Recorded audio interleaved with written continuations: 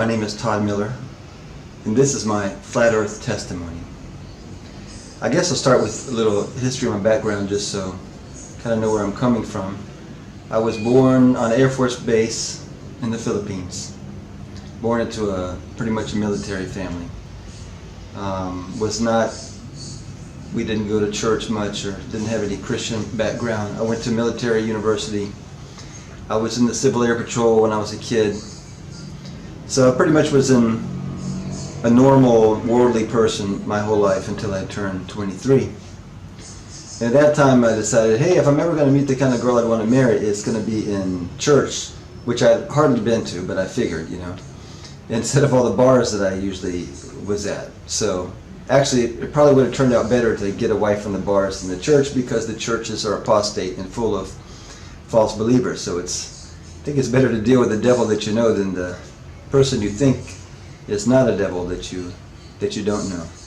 So around age 23, I was converted and believed the Bible, started reading it, read the whole thing within 6 months. And so I believed. And I remember when I was a child, maybe 9 years old, something like that, being with my grandfather. He was a pilot also in the Air Force in World War II. And being at the beach and him telling me, look, you can look out like 6 miles and then that's all you can see because of the curvature of the earth.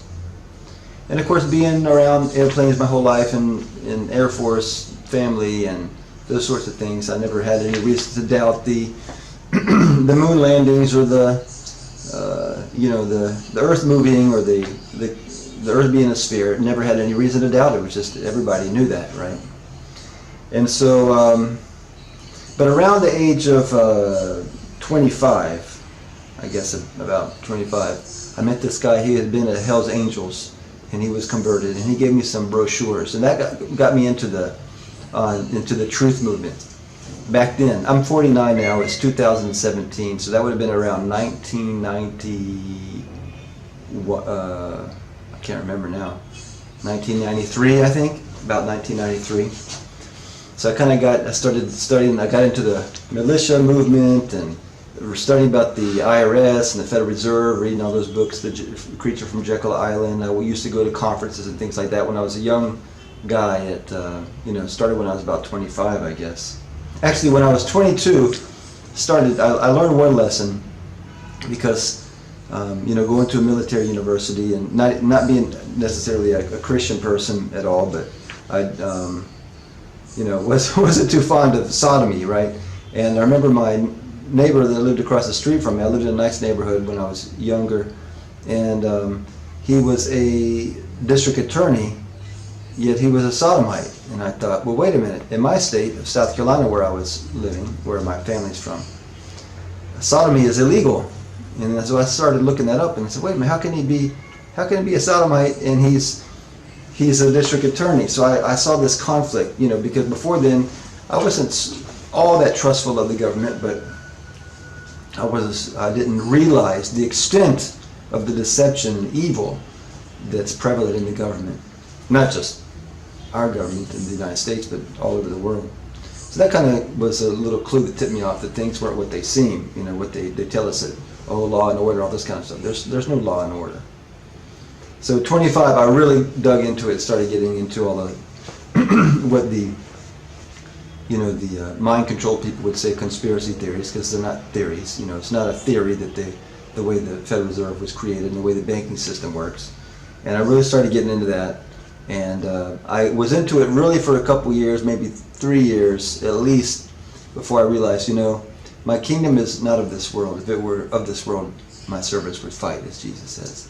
And I was spending way too much time studying all the things of the world, how the world really works, and less on the Bible, which I studied quite a bit even at that young age. But I realized I was putting too much energy and time into it, so I kind of backed off on it. And then I ended up moving away from there, lose contact with those friends. But it's still, obviously, I was still interested to know. I still kept up with the latest things, but I stopped going to, IRS, anti-IRS conventions and things like that. And at about 25, an older friend of mine, who actually I met in the militia, and of course I wasn't some big militia guy, but I did go to a few meetings and it was of interest to me at the time, back in those days, back in the 90s. And so he gave me a bunch of videotapes from ICR, the Institute for Creation Research. And so that's what really helped me understand about the whole creation issue. And so I took to that immediately and understood that, in the young earth creation, and that God created the world in 6 days, and that everything they taught us in school was alive, everything. So, and then I saw videos and things from Ken Ham. And then back when I was still in my 20s, my late 20s, I guess, or early 30s, and I came in contact with Ken Hovind. And as I had small children then, we would make videos, and at Halloween, instead of giving candy to the people that would come by, we'd give them Ken Hovind, Dr. Dino videos, and we would go leave them on cars and give them to neighbors and things like that. I was really into teaching my kids. My kids had all the Ken Hovind videos memorized when they were young, because I just played. We didn't have a TV hooked up. We had a TV just to do videos, and I had a copier. We would make copies, and my kids, that's pretty much all they could watch was Ken Hovind videos. So I still had no reason to doubt the moon landing or the globe theory at that time. Like I said, I learned about the IRS and those types of things at 26. However, at about 27 years old, I'm kind of going in a chronology of my life as I got older. At about 27 years old, I used to listen to Bill Cooper back before he was killed, and I used to have a shortwave radio. I lived on a lake in South Carolina, and I remember having this little shortwave radio, and I put the wire outside. I'd be listening because the volume doesn't come through very strong, and I would be listening at night, looking forward every night when you could get the signal, and I'd listen to the Hour of the Time with Bill Cooper and some other shows that I can't really remember what they were, but I definitely remember it was with Bill Cooper that I was introduced to the moon landing hoax. And so even that was before. There was internet back then, but not like now. This would have been when I was 27. This would have been like 1995, something like that, and 1996. And I remember I pretty much took that right away. A lot of the arguments were, about the no stars and about there was still enough internet at that time to see that the pictures were coming out, about the fake pictures on the moon. So I pretty much understood right away that the moon landing was faked. Now, actually, I watched when I was 2 years old. I watched the moon landing, not them actually stepping out, but when it supposedly landed, I watched that live. My mother's told me, and I don't remember it, of course, but I did see it myself. So then, when I came to Peru, to Peru when I was 35, and that would have been 2003. Or 2003. And I remember somebody telling me before I came here, oh yeah, you go to South America and the sink and the toilet bowl will go in the opposite direction. And I remember getting here and looking at that, so I want to see that. And it wasn't true. I remember saying, that's not true. I specifically remember, I put water in the sink and look in there, and remember thinking, that wasn't true. What's up with that? The Coriolis effect. And the water doesn't go like they said it would. And so I was about 35 at that time. And then about the age of 38, I got this book called The Earth is Not Moving. And I'll look up the author and everything, but I was about 38 years old, and I read that book. I was like, wow, that all makes sense. The Earth isn't moving. And one thing that really hit me about that, to make me understand that, is celestial navigation. Because now I don't have any experience with celestial navigation. I've read some books about it, but my dad had a sailboat, so he had some books and he mentioned about it. And also my uncle was a navigator in the Air Force, and he told me that they did back in the old days, they did celestial navigation on airplanes. And so I reasoned in myself that and I realized from this book that if the Earth is spinning around 1,000 miles an hour at the equator, and then it's supposed to be going around the sun, and the sun is traveling through the galaxy. How are these stars always in the same place for thousands of years? Or they can be completely tracked. You know where they're going to be at a certain time of day, because that's how celestial navigation works. You have to know the time of day, and then you have these charts, and it tells, and you can figure out where you're supposed to be. Like I said, I'm not an expert on it, but I know enough to know that these stars are predictable where they're going to be based on the time of day and where you're at. So how could the Earth be spinning but then going around the sun, and the sun is traveling around the galaxy, if the stars are always predictable and in the same place and in the same formations? And then you have the North Star that's always in the same place. So that is just proof positive that there's no way that the Earth could be moving, right? That could be spinning and traveling and all that. However, I still didn't put that together with the Earth being flat. So around June of 2016, which was a year ago basically, I came across the Flat Earth movement, that Flat Earth information, I guess. And I actually had come across it earlier, maybe on a YouTube video, but I dismissed it because, well, of course it sounded crazy to me. And then of course we've seen pictures of Earth and the whole, well, we know that people can circumnavigate with, you know, the balloon, the guy, the balloon Fawcett or whoever, they went around the Earth in the balloon, and I know, you know, that airplanes have gone around the Earth, right? So I thought, oh, that's crazy. And also I had remembered that in one of the Kent Hogan videos, he mentioned, he said, oh, people said that the Earth, you Bible believers think the Earth is flat. I'm paraphrasing, but everybody, you know, the true Bible believers have known for forever that the Earth was a sphere because of the word orb in Isaiah. I'll have to look that up and see where it is exactly, but I remember Kent Hogan in one of his videos talking about the word orb, which means a sphere, being in Isaiah. And so I thought, oh, that's not true. You know, that's crazy. But then, what happened? A year ago, like I said, around June 2016, Bill Schnoebelen came out, and he entertained the flat Earth. And so that made me say, wow, if Bill Schnoebelen is saying that he believes it's probably flat, I'm going to check into this. I don't think it's true. He must be crazy, but I'm going to check it out. So that's what I did. And so I started looking up flat Earth videos. And for like 3 days, I was just hooked. I couldn't think about anything else. I was just hooked on these information and discovering things that I never thought about, but that were true and I knew could be proven. And it really tripped me out. Probably after about 3 days when I really started to think, hey, this has got to be true. I wasn't completely 100% convinced, but I was really, it kind of turned my world upside down. It's like, how can this be? My whole life I believed this one thing, and then all of a sudden now, I mean, I live in South America, so I know that if the firmament comes down at Antarctica, which circles us, then it must be, you know, it's not that far from me. I'd like to go down farther south and see if I can see it, but which of course is impossible. How would you get there? Yeah, I could drive to the end of South America, but then, you know, it's still another 1,000 miles to Antarctica, and then, you know, how would you get there? You know, so that's a whole other issue that I hope to do a video on.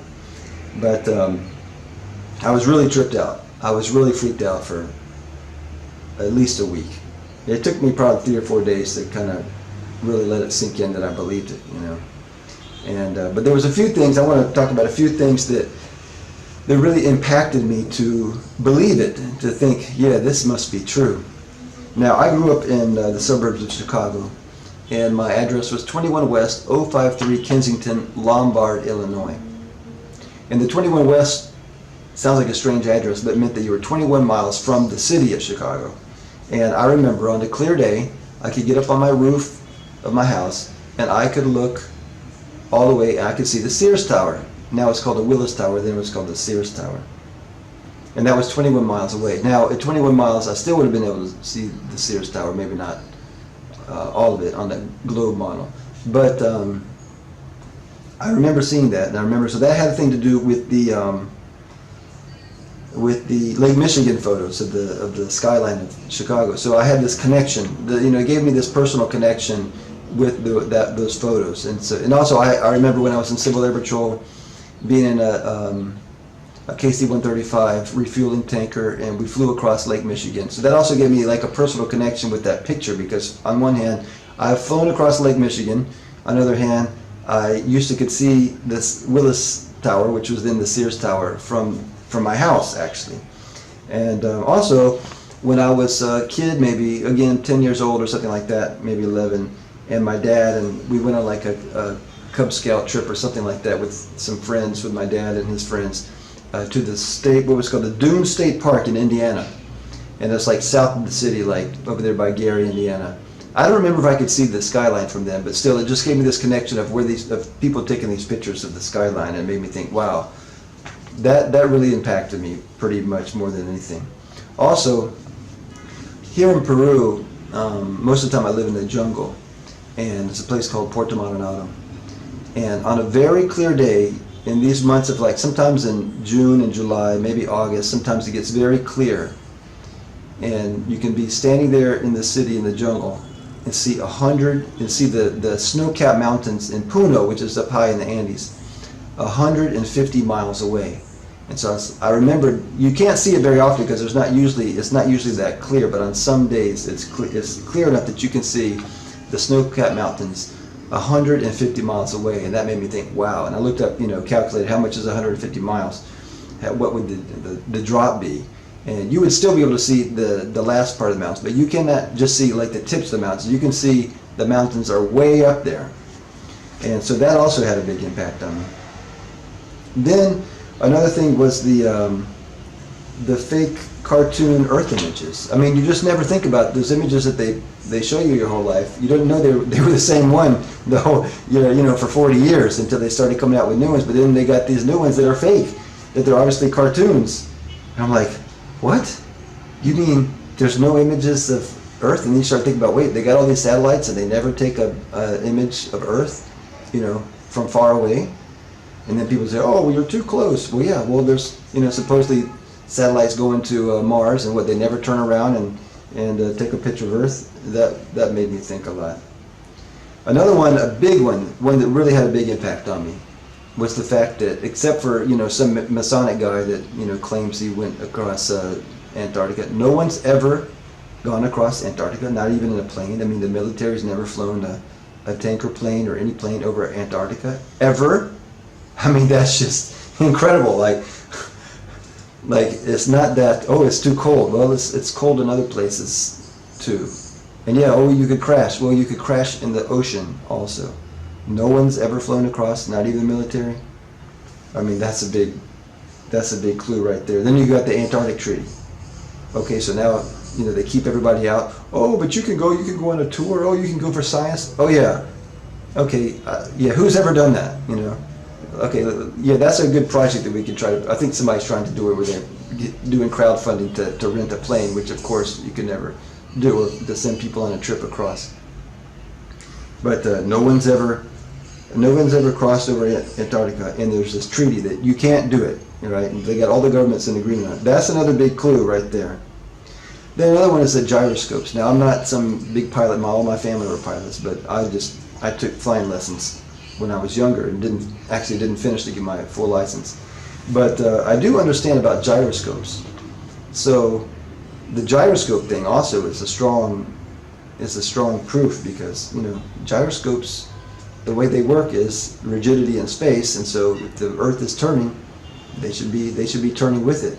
And the whole thing about, oh, they've got this correction, that gyroscopes have this the correction. Well, from my short flying lesson experience, and looking at and dealing with the maps and the deviation from the compass and everything, I know that first of all, I know that the gyroscopes that before we got into this purely electronic age, they did not have any real correction. How would they? Because how would the instrument know where you were? What if you're flying in Ecuador or Peru or Chile? It's the deviation is a lot different than if you're flying in Chicago or South Carolina or California. So there's no way that, in a Piper Cub or a small aircraft that has a purely mechanical gyroscope that works off the vacuum. Some will work off the vacuum of the engine, and some will work off of electricity, small electric motors. There's no way that the instrument could know where it was to compensate for the magnetic deviation. And as the Earth is supposedly turning around all the time, then how would it know? It makes no sense. Gyroscope is another strong evidence for the flat Earth. Of course, I had some doubts and questions, which I still do. The whole thing about, what about satellites? Are they real? Is it just the whole satellite thing a scam? I don't know. I mean, maybe there is. Another thing is about the microgravity, the lack of gravity. Why would there be less gravity if you're up,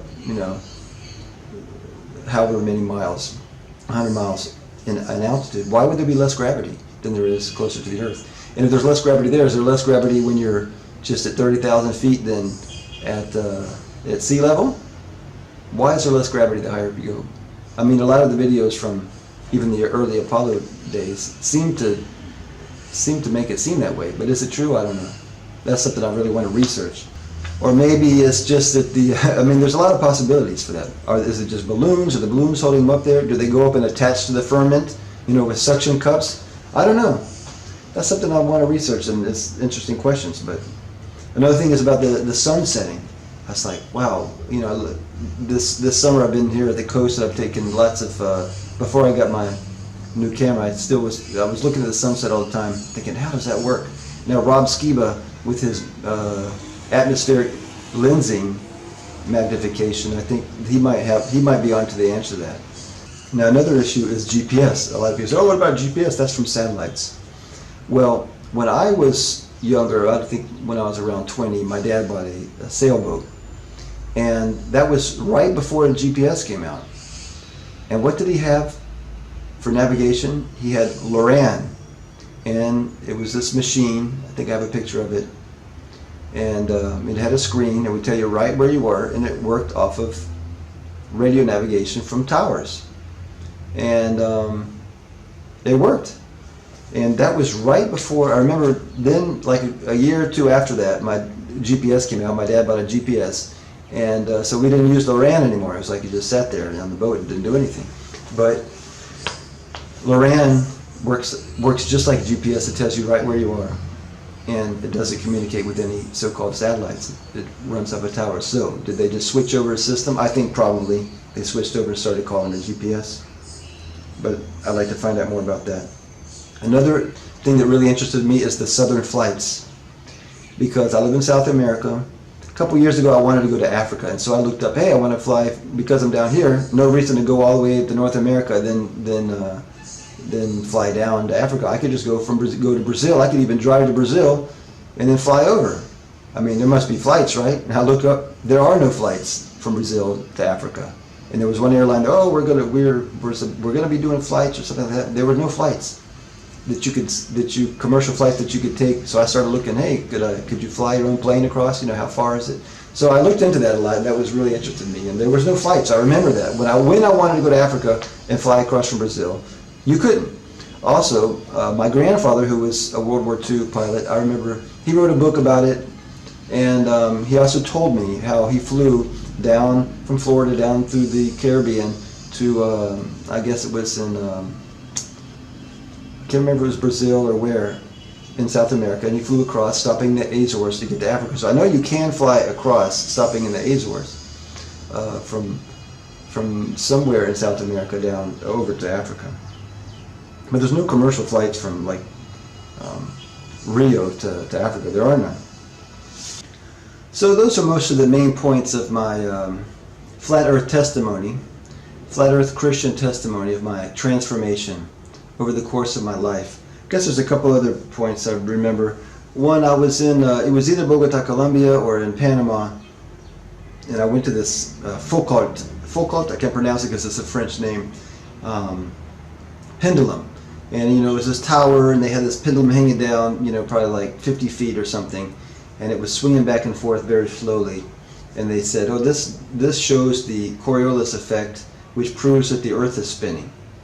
And I was looking at that and I thought, you know, I don't see that. This is before I was even a non-moving earther. And I thought, that doesn't prove anything. So some guy, you know, every day pulls a pendulum and it swings back and forth all day. And how do you know he didn't just, you know, push it a little bit when he let it go? How do you know he didn't just push it to one side so it's going to spin in a little bit elliptical pattern? That doesn't prove anything. And so I wanted to give this, I wanted to create this channel.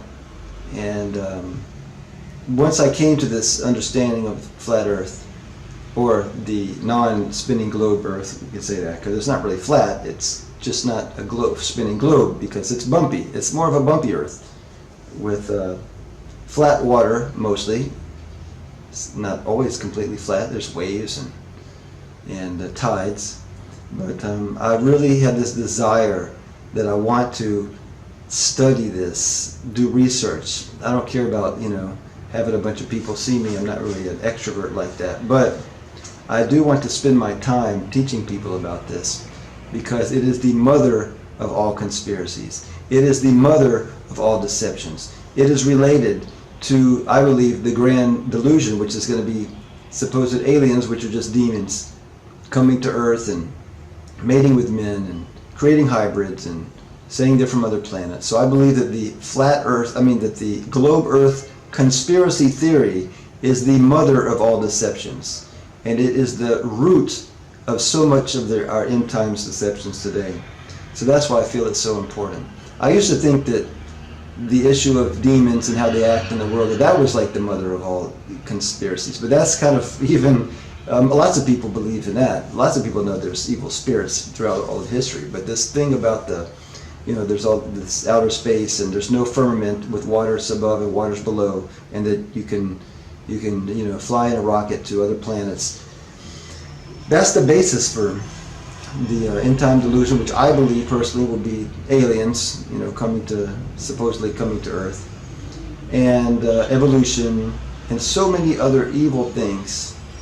So many other evil things. If we're just a small planet in this great, galaxy of vacuum of space, then and there's no God, because the globe Earth is completely, it doesn't disprove God, because you can't disprove God, because God is real and they're liars. But it is opposed to the knowledge. It is science falsely called, and it is opposed to the knowledge of God, and it contradicts the truth of God. So that's why people say, "Oh, why is it so important?" You'll see on different comments, you'll say, "Oh, all you have to should concentrate on Jesus." Well, if you believe in the globe Earth conspiracy theory, then you are denying some basic tenets of Scripture, and especially of creation, right? Yeah, I'm not saying you can't be saved if you don't come to this truth, but you're not loving the truth, because anyone who looks at this and loves the truth is going to see the truth, because they're called by the Father. And so anyone who, I understand if you never look at it or you've never heard of it, that's one thing. But if you look into it, the Bible says, "Let every matter be established by 2 or 3 witnesses." And there's lots of witnesses in this case. You've got the fake pictures. You've got the, all those things I just mentioned, right? There's lots of witnesses. You got the biggest witness of all is you can see across long distances of water. So that's what I've decided. I really would like to spend not my whole life, but I would like to dedicate a good part of, what I can do daily or yearly towards exposing this and researching it. And so the best way is to research it and show proofs.